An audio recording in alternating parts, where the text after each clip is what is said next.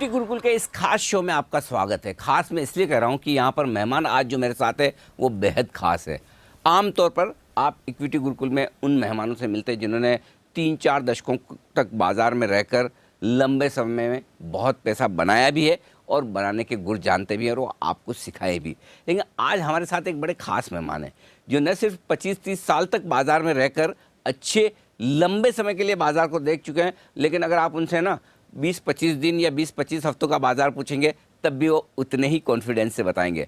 आप चाहे illiquid MNC share हों, बड़े लार्ज कैप शेयर हों, हज़ारों रुपए के दाम वाले शेयर हों, उनके बारे में पूछें या फिर 10-20 रुपए वाले स्मॉल और मिड कैप शेयरों के बारे में पूछें, उनकी पकड़ उतनी ही ज़बरदस्त है। और सबसे बड़ी बात, जब इक्विटी गुरुकुल आप जैसे रिटेल इन्वेस्टर्स के लिए है तो वो रिटेल इन्वेस्टर्स उनसे सबसे ज़्यादा अपने आप को ऐसा महसूस करेंगे कि बस ये है वो गुरु जो हमारे लिए बने हैं। जी हाँ, हमारे साथ कार्यक्रम में शामिल हो रहे हैं संजीव भसीन साहब, IIFL सिक्योरिटीज से। भसीन साहब, बहुत बहुत स्वागत है। और ये इक्विटी गुरुकुल, ये शो हमने शुरू इसीलिए किया है कि जो लोग बाज़ार में 25-30-40 साल बिता चुके हैं, जो कुछ सीखा है, ये आपकी एक तरह से CSR एक्टिविटी है सर। आपको वापस है ना देश को देना है। पहली चीज़ तो ये बताऊं कि ये आपकी 30 साल की जो यात्रा रही, इसमें सबसे बड़ी सीख बाजार से क्या मिली आपको? थैंक यू अनिल जी, आपने अपनी इस प्रोग्राम पे बुलाया और इतने आपके डिस्टिंग्विश गेस्ट्स हैं तो मैं उनके मुकाबले नहीं हूँ। लेकिन आपने सही कहा, हमारा मन और मस्तिष्क सब इन्वेस्टर के लिए है, रिटेल के लिए। तो देखिए 32 साल हो गए मुझे शेयर बाजार में और मैंने शुरुआत से ही शेयर बाजार करना था और कोई काम नहीं था। अच्छा, मैंने पहले ही सोच रखा था शेयर बाजार और आज भी वही है। तो ये इंटरेस्ट कैसे आया आपको शेयर बाजार? So it came from a family background और मेरे फादर ग्रैंडफादर सबका उसी तरफ रुझान था and I always wanted to do. मैं एकेडमिकली बहुत अच्छा था और मुझे नंबर्स की अच्छी थी और धीरे धीरे मैं इतने अच्छे इंस्टीट्यूशन से पढ़ के स्टॉक मार्केट में गया, जबकि वहाँ चिल्लाने का योग होता था, 12 से 2.5 ट्रेडिंग होती थी और वहाँ की जो नुआंसेस हैं वो सब सीखी और कई बारी अपने हाथ जलाए एज ए ट्रेडर या एज ए स्पेकुलेटर, जो आपको हर उम्र में आता है। तो नसीहत सबसे बड़ी ये है कि never mix your trading and investment pattern. अच्छा। और ट्रेडर को हमेशा अपने आप को हेज करके चलना चाहिए, जो मैं कई बारी कहता हूँ। हमने काफी बारी उसमें गलती खाई है, इसलिए बाल सफेद हैं। और लेकिन the moral of the story है, अगर आपको 30-35 साल की जर्नी करनी है तो you always have to be in the market. ऐसा कुछ नहीं है कि आप, और बनने रहने के लिए आपको ये चेष्टा करनी है कि कभी आपको लीवरेज और बाकी जो मार्केट में ल्योर करने वाली चीज़ वो एक मॉडरेशन में हो। उस कारण से लॉन्गर टर्म वेल्थ जैसी कोई चीज़ नहीं है। अब ये प्लानिंग से नहीं होता अनिल जी, ये डिफॉल्ट से होता है। मैं उस पर आऊँगा, उससे पहले एक जो इंटरेस्टिंग चीज़ आपने कही, पहले अपने आप को पहचानिए। भसीन साहब कह रहे हैं आप इन्वेस्टर हैं या ट्रेडर। अगर आप ट्रेडर हैं तो ट्रेडिंग पोजीशन को इन्वेस्टमेंट में मत बदलिए, और अगर आप इन्वेस्टर हैं तो इन्वेस्टिंग पोजीशन में ट्रेड मत कीजिए। पहला गुरु मंत्र आपको ये मिला है। अब आप ये बोल रहे हैं कि जो दूसरी बात, डिफॉल्ट से पैसा बनता है, वो कैसे? डिफॉल्ट से इस कारण से कि अगर आप शेयर को लेके रखें और उसको रोज उस तरह से ट्रैक ना करें, अगर वो ब्लू चिप है और अपना मोमेंटम कर रहा है, आप में कन्विक्शन है, जैसे सबसे बड़े गुरु वॉरेन बफेट ने कहा यू बाय द बिजनेस। और अगर आपको प्रोस्पेक्ट लगते हैं, मैं शेयरली मार्केट कैप ट्रैक करता हूं और वो लगता है कि मार्केट कैप एक टाइम बहुत ग्रो करेगा, तो आप इंसेप्शन में कभी नहीं पकड़ सकेंगे। बट जब वो ग्रोथ पैटर्न पे आए, if you stay in the course then only will. आपको पता है जनरली इन्वेस्टर क्या करते हैं, विनर्स को बेच देते हैं और लूजर्स को रखते हैं और बाद में रिग्रेट करते हैं कि उसमें से। तो जैसे मैंने कई बारी आपके साथ टिप्पणी की है, हनीवेल की क्या स्टोरी थी या हैवेल्स की क्या स्टोरी थी, या कई ऐसे शेयर हैं जो हमने जिसमें निवेश किया और वो डिफॉल्ट से बनते रहे। मैं छोटा सा शेयर आपको बताता हूँ, जेके सीमेंट, जो आज जेके लक्ष्मी सीमेंट है, उसका नाम था स्ट्रॉ प्रोडक्ट्स। अच्छा। और वो 8 रुपए का भाव था और कोई पूछने वाला नहीं था, it was on the house. लेकिन स्ट्रॉ प्रोडक्ट्स का उसके बाद अमेलगमेशन हो गया, पेपर कंपनी से वो सीमेंट में आ गया और वो 8 रुपए का शेयर करते करते अगर आपने 25 साल रखा है तो उसका आज 4 टाइम्स मैंने स्प्लिट होके उसका भाव 2,500 रुपए हो चुका है। क्या बात है। तो 8 रुपए वाला 2,500। 8 रुपए वाला 2,500। तो आप सोच सकते हैं कि investment is all about patience. Default से जो ओनरशिप है वही है। 1000 कारण है मंदी के और नेगेटिविटी के, लेकिन एक ही कारण है पैसे बनाने का, ओनरशिप। और ओनरशिप का मतलब आपको साइकिल्स के गुजरना है, ये एक दिन का नहीं है, ये तो 30-30 साल लग जाते हैं वेल्थ क्रिएट करने के, और वो भी कई बारी आपको चेष्टा नहीं होती कि गलत है सही है, but you have to be in the market. मतलब इन्वेस्टेड रहे, बाजार से बाहर निकल के तो खेल खत्म। सर अगर आप इंडिया की स्टोरी को ये समझते हैं, मैं आपको पहले भी कहा, जैसे आपने कल आपसे मजाक में कहा कि 1983 में अगर आप मारुति लेने जाते तो 63,000 रुपए आपको लग रही थी, और आप सोचते रहते 63,000 कहाँ से गूं। आज आप 80,000 का आईफोन 1 मिनट में लेते हैं, आपको पता भी नहीं लगता। करेक्ट। अब आप मार्केट कैप देखो आईफोन की कहाँ हो गई है, या वो 63,000 वाली मारुति। सो इस कारण से हम कई बारी वी ऑलवेज थिंक के घुसे ना घुसे, there is no such thing as timing the market. It is just any time जब आप एक मन बना लें कि equity as an asset class own करना है, किस प्रोपोर्शन में करना है depends on your age profile, but being there that is the only मंत्र। मैं ना आपसे इतने सालों से मैं आपको जानता हूँ, आपके हज़ारों इंटरव्यू मैंने कर डाले हैं। मुझे एक चीज़ जो हर बार मैं सोचता हूँ कि कभी मैं भसीन साहब से सीखूंगा, और आज मुझे मौका मिला तो मैं भी सीखना चाहता हूँ। सर ये कॉन्फिडेंस कहाँ से लाते हैं आप इतना कि नहीं, मतलब गिरते हुए बाजार में जब 10,000 निफ्टी होगा तो सब बोलेंगे 8,000 हो जाएगा, 8,000 होगा तो सब 6,000 बोलेंगे, और 12,000 होगा तो सब 14,000 बोलेंगे, राइट? भीड़ तो यही करती है। 10,000 की निफ्टी में आप नहीं सोचते कि 8,000 या 9,000 हो जाएगा, आप 12,000 सोचते हो। ये कॉन्फिडेंस कब, कैसे और कहाँ से आता है? सो देखिए अनिल जी, पहली बात तो मैं कॉन्फिडेंट आदमी हूँ और पॉजिटिव आदमी हूँ। आपको पता है ये तो जिंदगी में भी उतार चढ़ाव है, और हम इसको किससे चेष्टा करते हैं? अपने मन से जी। मन और मस्तिष्क। तो मन और चंद्रमा और मस्तिष्क और माँ, ये हमारी सांस है। अगर आप किसी भी दिन शेयर बाजार से धोखा खा गए या मंदे हो या निराश है, आपकी मदर सबसे पहले जान जाएगी। ये मेरे को उन्होंने बहुत पहले कहा था कि बेटा वही करना है जो जिससे मन में चिंता ना आए, और उनके कारण से कि उनको ना चिंता है, मैं पॉजिटिव रहता हूँ कि इस शेयर बाजार में रहना है तो उनकी आशीर्वाद से और पॉजिटिव ही रहना है, चाहे लोगों का वेल्थ क्रिएट करे।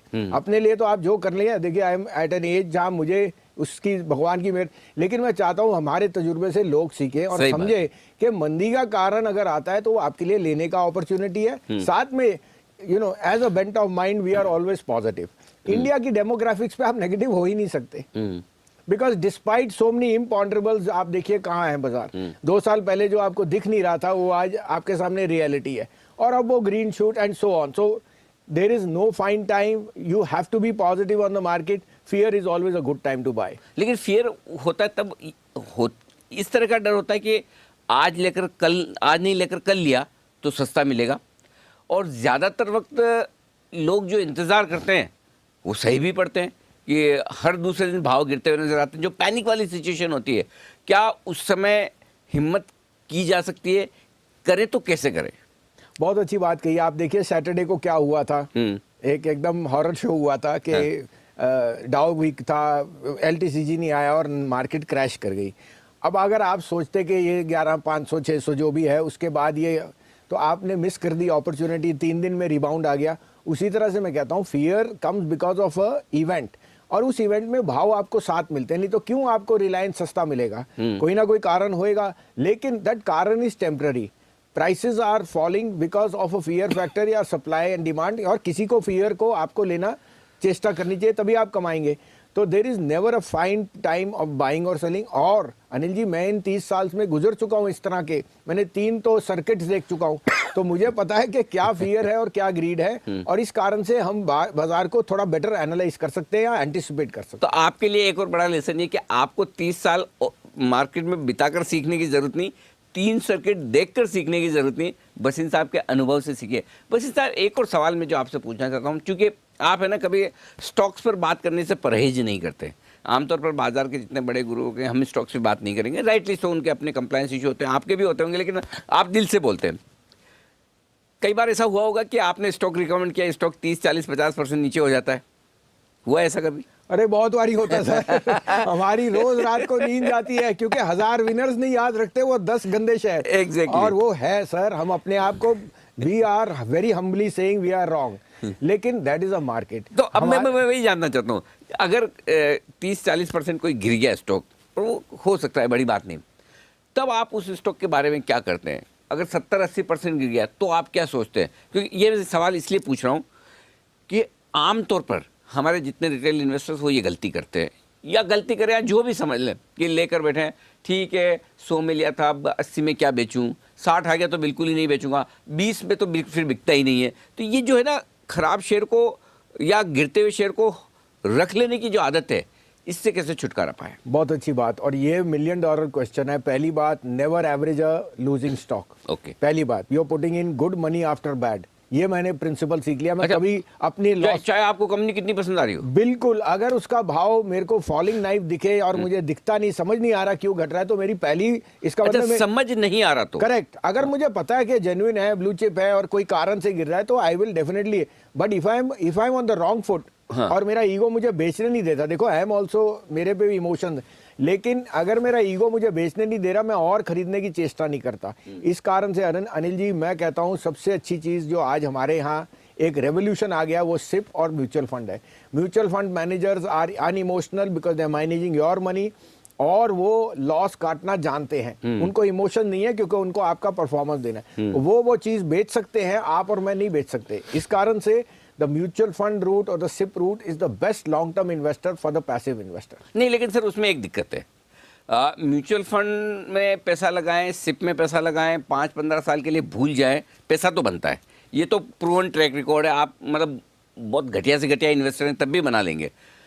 लेकिन है ना, उसमें एक तो 2 प्रॉब्लम है। एक तो मज़ा नहीं आता मार्केट में खेलने का, और दूसरा ये कि जो पैसा स्टॉक में डाल के कई कई गुना हो सकता है, म्यूचुअल फंड में एवरेज रिटर्न्स मिलेंगे, एवरेज से बेहतर रिटर्न मिलेंगे। तो जिनको बहुत ज़्यादा पैसे बनाने हैं और जिनको ये लगता है कि मुझे भी तो एक सेटिस्फेक्शन होना चाहिए कि देखिए मैंने खरीदा है, मैंने स्टॉक ढूंढा है, मैंने इसमें बना है, तो ये जो दोनों इमोशंस है, इनको कैसे कंट्रोल करना है? तो वो इमोशंस तो प्योर एंड सिंपल है। उसके लिए आपको अपनी बैलेंस शीट ठीक पढ़नी है, आपने अपना रोड चेक्स करने हैं, सी व्हाट द प्रोडक्ट। उसके लिए आपको मैं सिंपली बताऊं अनिल जी, मैंने अगर कोई मल्टी बैगर बनाया है, it has been from the grass root level, कोई बैलेंस शीट पढ़ के नहीं बनाया। तो उदाहरण के लिए, अगर आपने पेज इंडस्ट्री 750 रुपये पे मैं था जब मैं डॉइचे बैंक में, और प्लेसमेंट हुई, यही एनालिसिस कर दे कि जॉकी एज अ ब्रांड कितना उसका ब्रांड वैल्यू होएगा। और आज की डेट में आप अपने बच्चों को जानते हैं, उनकी जो स्पेंडिंग पैटर्न्स है पर्सनल कंजम्पशन पे आर मच अबव जो आप कभी और मैं कभी कर सकते थे। तो वो बताता है कि जो ब्रांड एक वायबल है या दिखती है, उसके अगेंस्ट तो कोई मुकाबला नहीं है। ऐसे ही आपको मैंने बोला कि सनसिल्क शैम्पू लेडीज 10-20 रुपए बढ़ने के लिए अपना चेंज नहीं करेंगे, पर्सनल कंजम्पशन है। तो कभी कभी आप कॉमन सेंस से बहुत पैसा कमा सकते हैं। Similar is the case of Maruti, जो हर घर की चाहत थी 1985-90, और जब उसका इशू आया 2003-4 में, सरकार ने 125 रुपए अपना शेयर बेचा। लेकिन जो जिसको ओन करना था वो शेयर, उसने वहां से 10,000 रुपए तक की जर्नी देखी। ऐसे अनगिनत एग्जाम्पल हैं। So actually you are right. अगर आप अपना रिसर्च करें और अपने डे टू डे यूजेज में देखें, क्या इंडिया की सबसे बड़ी पॉजिटिव क्या है, हमारी डेमोग्राफिक्स। एक तरफ से हमारे लिए प्रॉब्लम भी है पॉपुलेशन, एक तरफ से हमारे लिए ब्लेसिंग इन डिस्गाइज है कि हमें 125 करोड़ कंज्यूमर है सर। एग्जैक्टली, और 125 में से अब तो और होने वाले हैं जो आपके ये CA और RA। सो आई थिंक हाँ, ऑफिशियली इतने आदमी और अगर आ गए आके तो आपके बैंक अकाउंट और कंजम्पशन बिजनेस देखो ऑफिशियली कितना लेजिटिमेट हो जाएगा। And so I think the common sense will always make money for the end investor. बेचना कब है? खरीदने की राय देने वाले बहुत मिल जाएंगे, चाहे वो मीडिया चैनल्स पर मिले, अखबारों में मिले, ब्रोकरेज हाउस में मिले, फंड्स में मिले। बेचने की तो कोई बताता नहीं, तो आप कब बेचते हैं? Very good point. तो मैंने अपना जब इनिशियल कैपिटल था वो कम था, और पैसा तो मल्टीप्लाई होता नहीं, तो मैंने क्या सीखा कि जितना मेरा कैपिटल, अगर मेरे एक्सपेक्टेड रिटर्न मिल गए, मैंने अपनी असली लागत निकाल ली, और जो मेरा इनिशियल कैपिटल बना उसको एज स्टॉक ही रहने दिया, और वो over a period of time multiply. So the money is limited. उसको मैंने कितनी फास्ट रोटेट किया या रखेरा, प्रॉफिट्स को मैंने कभी लिक्विडेट नहीं किया, let it remain in the shape of stock, और वो टचवुड काफ़ी ओवर पीरियड ऑफ टाइम बढ़ते गए। ऐसे आपको मैंने उदाहरण दिया हनीवेल का या हेवल्स का, या कोई भी ऐसे जो बहुत बड़े मल्टीबैगर्स बने। Take out your initial capital from your returns and let the return stay as stock. ऐसा सर, आपने कहा कि मैंने शुरू से सोचा था स्टॉक मार्केट में आऊँगा, राइट? आपका फैमिली बैकग्राउंड भी था और आपका इंटरेस्ट भी था। तो आपका इंटरेस्ट एक्चुअली, एक तो फैमिली बैकग्राउंड अपनी जगह हो गया कि चलो मेरे लिए सेट बिजनेस है, फादर भी यही कर रहे हैं, ग्रैंडफादर भी यही कर रहे हैं, तो मेरे लिए ज़्यादा दिमाग लगाने की ज़रूरत नहीं है, और मुझे DNA में भी मिल गया उनसे। लेकिन दूसरा कहीं ये था कि ये ऐसा बिजनेस है जहाँ अच्छा पैसा बनाया जा सकता है, ये तो दिमाग में रहा होगा। देखिए बिल्कुल उस समय शेयर बाजार में जब आप ब्रोकरेज करते थे तो ब्रोकरेजेस वर अपसर्ड 5% आप ब्रोकरेज चार्ज कर सकते थे, आपको भी पता है रिंग के जमाने में एग्जैक्टली और उस समय आपको दिखा नहीं कि और कोई बिजनेस ऐसा सब्स्टिट्यूट हो सकता है। हाँ। तो इट वाज अ लिमिटेड तो फील्ड। अब यहाँ पे मेरा सवाल यही है, जो देखिए आज में सारे सवाल है ना जो हमारे इन्वेस्ट दर्शकों के मन में है वही पूछा हूँ कि भसीन साहब आज हमारे साथ में, तो जो वो सोचते हैं वो पूछा। अब हर आदमी जो स्टॉक मार्केट में आता है मैक्सिमम कोई 2-5% छोड़ दें, वो ये सोचता है कि देखिए ये ऐसी जगह है जहाँ मुझे कम मेहनत करनी पड़ेगी, थोड़ा पैसा लगाऊंगा ज़्यादा पैसा बन जाएगा दूसरों के मुकाबले में। ये बेसिक सोच है, थॉट प्रोसेस यही है। अब उसके लिए फिर क्या करते हैं कि जैसा आपने भी बोला कि आप पैसा तो लिमिटेड है, इन्वेस्टमेंट करके कितना कर लेंगे, तो क्यों ना ट्रेडिंग कर ली जाए। थोड़ा एक काम करता हूँ, पहले ट्रेडिंग करके लिए थोड़ा अच्छी कैपिटल बना लेता हूँ, थोड़ा पैसा बना लेता हूँ, फिर इन्वेस्टर बन जाऊँगा। ये सोच सही है या गलत? देखो अगर आप ट्रेडर हो और सारे नुआंसेस समझते हो और धंधे की तरह कर रहे हो तो इससे अच्छा बिजनेस नहीं, 9:15 से 3:30। हाँ। लेकिन अनिल जी ये एक मिथ है कि ये इजी बिजनेस है। आप बताइए सुबह आपको क्या तैयारी करनी पड़ती है। मैं रोज सुबह 6:30 बजे मार्केट मंत्रा लिखता हूँ, सोने का भाव, oil, bond yield, gold, macro micro, Donald Trump किस तरफ से उठ रहे हैं ये मेरे को देखना पड़ता है, और उसके साथ एक मार्केट की एनालिसिस करनी है, स्टॉक रख। So it's a very tedious job और आपको ये पता it's not easy. Similarly trading is not easy अगर आप 3 उसके नुआंसेस रखो, mark to market, value at risk and hedge.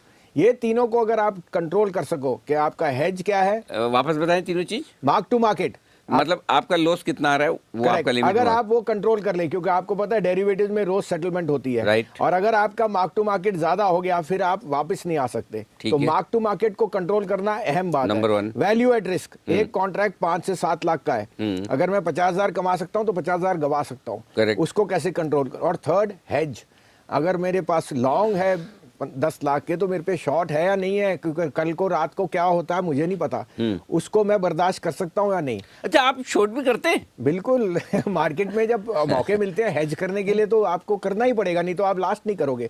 The volatility in the market will always see your stop losses are. आज नई बात मुझे आपके बारे में पता चली कि हेजिंग के लिए भले ऐसे शॉर्ट ना करते हो लेकिन हेजिंग के लिए आपको हेज करना है अनिल जी, नहीं तो आप कभी कमा के रख सके नहीं। आपका एक तरफ से मार्केट नहीं चलती, दोनों तरफ मार्केट में। क्या ये ऐसा पॉसिबल है कि ट्रेडिंग करके थोड़ी कैपिटल बना ली जाए और उसके बाद इन्वेस्टमेंट करें, या फिर एक बार अगर ट्रेडिंग करके थोड़ी कैपिटल, पहली बात तो ज़्यादा लोगों की बनती नहीं, उल्टा जाने के चांस ज़्यादा है, और अगर बन गई तो फिर वो लालच जाएगा नहीं, फिर सोचेगा कि फिर क्यों अब इन्वेस्टमेंट करूँ, ट्रेडिंग ही करते रहूँ, यहाँ पैसा बन रहा है। बिल्कुल, तो वो एक देखिए एक एड्रेनलिन रश है। जब आपको वो दिखता है शेयर बाजार उतराव चढ़ाव, वो आपके सिस्टम में आ जाता है। हाँ। अगर आप वो टॉलरेट कर सकते हो, आपकी हेल्थ को हानि नहीं है, साथ में आप में डिसिप्लिन है, क्योंकि आपको पता है पैसा लिमिटेड है और आप हमेशा डाउट करोगे, लेकिन जब आपके स्टॉप लॉस या आपकी जेब कम हो गई तो आपको पता है कि you are in the wrong place. तो यू मस्ट बी, आपकी जो आपकी तृष्णा है वो एक तरह से it should be very very disciplined and you must be aware the market can be very cruel. तो the trader has to be aware, और साथ में मार्केट साइकोलॉजी समझनी चाहिए। Don't catch falling knife, sell weakness buy strength, ये old adages हैं। आप उसको फॉलो कर सकते हैं तो मुश्किल है। 50 वाला जेपी जब 40, 30, 20 हुआ, सबने लेने की चेष्टा की, जिसने बेच दिया, जिसको मंदी करनी आती है वो ट्रेडर है। जो सिर्फ तेजी करे वो ट्रेडर लास्ट नहीं करेगा, क्योंकि एक तरफ का बाजार नहीं चलता। जब वीकनेस है उसको पहले बेचना है। तो जैसे मैंने कहा, it has to be with your temperament, with your conviction and with your discipline. अब मैं एक चीज़ जानना चाहता हूँ, कोई शेयर भसीन साहब के पोर्टफोलियो में आएगा, खरीदा जाएगा, ये कब और कैसे होता है? भसीन साहब किसी शेयर को कब खरीदते हैं? वो खरीदने के पहले क्या देखते हैं? तो देखिए पहली बात तो ये है कि एज एन एनालिस्ट या एज ए एडवाइजर जो हम करते हैं, मैं अपने पर्सनल पोर्टफोलियो में ट्रेड नहीं करता, बिल्कुल भी नहीं। जो मेरे पे पुराने पोर्टफोलियो है वो इन्वेस्टमेंट है। और आज जो हम इन्वेस्टमेंट की चेष्टा करते हैं वो एक मार्केट की डायनामिक्स के साथ है। अब आपने देखा ही है 2 साल से market has been very very unkind to mid caps, और अगर आपने 2017 से मिड कैप लिए हैं तो आपके लिए तो 12,000 का लेवल इज डिसेप्टिव, मतलब ही नहीं आपको। तो हम यही चेष्टा कर रहे हैं कि अब मार्केट बदलने वाली है। ट्रेंड हमारे हिसाब से second half of 2020 can be very good. इस कारण से we are seeing sector stocks जहां पे मिड कैप में एक्सट्रीम वैल्यू है और जहां हमें मैनेजमेंट्स और उनके बिजनेस प्रोफाइल पे बहुत भरोसा है। So we are looking for those as a trend जिसको हम आउटलाइट कर रहे हैं। हमने अभी रिसेंटली पोर्टफोलियो बनाया था that is out perform the Nifty, it has out perform the mid cap. नहीं सर, एक तरीका तो ये है कि जैसे आपने पोर्टफोलियो बनाया है, आपने देखा कि भाई ये 10, 20, 25 स्टॉक ऐसे हैं लाइफ टाइम हाई में इतना गए थे, अपने अच्छे समय में इतना बढ़े हैं, अब 40%, 50%, 60% नीचे मिल रहे हैं, मैनेजमेंट ठीक है, कंपनी ठीक है, बैलेंस शीट ठीक है, ले लें। एक तो वो तरीका जो आप बता रहे हैं कि भाई उसका पोर्टफोलियो बनाए। दूसरा, पहली बार जब कोई शेयर आप खरीद रहे हैं, वो क्या सोच कर लेते हैं, उस शेयर में क्या क्या, उस कंपनी में क्या क्या देखते हैं आप? नहीं तो उसी से मैंने आपको बताया कि हैवेल्स में मैं यूटीआई के लिए ब्रोकिंग करता था और बॉम्बे में था 99, और जीआईसी म्यूचुअल फंड के बाद हैवेल्स का बहुत बड़ा लॉट था। उन्होंने कहा संजीव दिल्ली की कंपनियां हैं, इसको बेच दीजिए। 15 रुपए का भाव था। मैं मिल के आया मिस्टर कीमत राय गुप्ता जो अंडर हिल रोड में रहते हैं, जो 2-2 हजार गज के प्लॉट हैं, अगर आप कभी आप जाएं यूनिवर्सिटी, और उन्होंने उनकी बिजनेस का प्रोफाइल वाज वंडरफुल, बट वो एक बहुत टाइट फिस्टेड आदमी थे, खर्चा नहीं करते, मार्केटिंग नहीं थी, लोगों को पता नहीं। उससे उनके लड़के को मिला जो यंग था और उन्होंने अपनी विजन बताई, तो वहां से मुझे हैवेल्स पे बहुत बुलिश होना। मैंने कहा इलेक्ट्रिकल्स में इस जैसी मार्केट में इनका तो नाम ही नहीं पता और इनका मार्केट शेयर देखो कितना है। So underlying asset, business profile and market cap, ये तीनों चीजें आपको बताएंगी। वहां से हैवेल्स की मार्केट कैप 100 करोड़ भी नहीं थी और आज 40,000 करोड़ हो गई इन द लास्ट 22 ईयर्स। तो आप सोच सकते हैं पोटेंशियल कितना है। अगर आपको इनिशियली एक अंडर वैल्यूड मार्केट कैप के ऊपर जो स्टॉक मिल जाए जहां business profile is ट्रेमेंडस, it's like a joule in the crowd. ऐसी और कोई एक आध स्टोरी ऐसी भसीन साहब जो बताना चाहे, क्योंकि जनरली ना दर्शक उससे ज़्यादा रिलेट करते हैं कि आपने कोई और ऐसा मल्टी बैगर शेयर जो कई गुना हो गया, वो कब कैसे खरीदार, किस तरह से आप उसमें बने रहे? तो आपको हनीवेल के बारे में मैंने बताया ही है। मेरे एक अंकल थे जो उस समय टाटा स्टील के लिए इंजीनियरिंग करते थे और उन्होंने कहा टाटा हनीवेल, उन्होंने मेरे को बेसिक समझाया कि हनीवेल कितना ग्लोबल प्लेयर है। Tata Honeywell is a 51-49 between, Tatas के पास 51 था और एक ग्रीन फील्ड प्रोजेक्ट था, तो वो उस समय 51 रुपये का था। लेकिन मैंने पोटेंशियल देखा डिजिटलाइजेशन का इंडिया में और कुछ ऐसा सोच नहीं थी। उसके बाद उसका भाव मेरे पे 5 पे 3 राइट आया और 1650 शेयर हुए। 10 साल में अनिल जी उसका भाव 750 हो गया, जिसके मैंने ज़मीन की, और आज उसका भाव 34,000 रुपये है। तो आप सोच सकते हैं, और अभी भी मैं कहता हूँ दुगना हो जाएगा, क्योंकि हनीवेल इज़ अ डाउ component, it is in the top 100 most favoured companies, और आप देख ही रहे हैं आपका एक्सपेंशन डिजिटलाइजेशन का कैसे है। अच्छा, आपसे मेरा कंफर्ट बहुत है, इसलिए मैं आपसे कुछ भी और खुल के पूछ भी सकता हूँ। कोई ऐसा एक आध एक्सीडेंट, ऐसा स्टॉक जो आपको लगा कि मैंने ये सोच के खरीदा था और बहुत ख़राब हो गया, उससे आपने जो सीखा हो? मेरा आइडिया स्टॉक जानने से ज़्यादा आपने क्या सीखा वो जानने में। तो बहुत अच्छी बात है। देखिए एनबीसीसी मैंने शुरू में जब पकड़ा था तो वो बहुत मल्टी बैगर बना जी, लेकिन हमने परसिस्ट किया, I am not sold that. NBCC जो मैंने लिया 200 रुपये में, उसके बाद इट वेंट अप 5 टाइम्स, और आज भी वो लेकिन लास्ट 2 साल में गवर्नमेंट मशीनरी के स्लो डाउन से, change of managements, even though the underlying business good, कुछ अटकलियां लगी supreme court, it is seeing a huge under performance. I own the stock, it is in our portfolios, but our moral is high that in the next 2 years this could be a huge turnaround because underlying assets चल रहे हैं। ऐसी कोई government machinery नहीं जहां वो नहीं कर रहा काम और डेट फ्री है, बट एक मैनेजमेंट। सो ये अंडरलाइंग भी आ गया कि सरकार के साथ आप लड़ नहीं सकते जब सरकारी कंपनीज में कोई वली वारिस नहीं है तो ऐसा हाल हो सकता है। You have to be prepared, however the value will always remain. बिल्कुल। तो बसीन साहब, वाकई में ऐसा पता नहीं चला कि ये शो कब खत्म होने आया, और आपके इतने 35 सालों के अनुभव से मुझे और हमारे दर्शकों को आज बहुत फ़ायदा हुआ होगा, ये मैं उम्मीद करता हूँ। बहुत बहुत शुक्रिया आपका इक्विटी गुरुकुल में हमारा साथ देने के लिए। थैंक यू, धन्यवाद। तो सुना आपने बसीन साहब को पूरे अपने रियल लाइफ अनुभवों के साथ में किस तरह से आप भी अपना एक बेहतरीन पोर्टफोलियो बना सकते हैं। क्वालिटी के साथ रहें, लॉन्ग टर्म के लिए पैसा लगाएं और निश्चिंत रहें। इक्विटी गुरुकुल में आज के लिए इतना ही। नमस्कार। आइए अब सुन लेते हैं कि निवेशकों को निवेश करते वक्त किन बातों को ध्यान में रखना चाहिए और किन से बचना चाहिए। क्या करें? सेबी या एक्सचेंज पर रजिस्टर्ड ब्रोकर के साथ ही सौदे करें। रजिस्ट्रेशन के लिए दिए कागजातों की फोटोकॉपी जरूर लें। ब्रोकर एजेंट को साफ साफ निर्देश देने से ना कतराएं। क्या नहीं करें? जो ब्रोकर रजिस्टर्ड नहीं हो उनके साथ सौदा न करें। शर्तें और नियम जानने के बाद ही कागजात जमा करें। अफवाहों और टिप्स के आधार पर ट्रेडिंग न करें।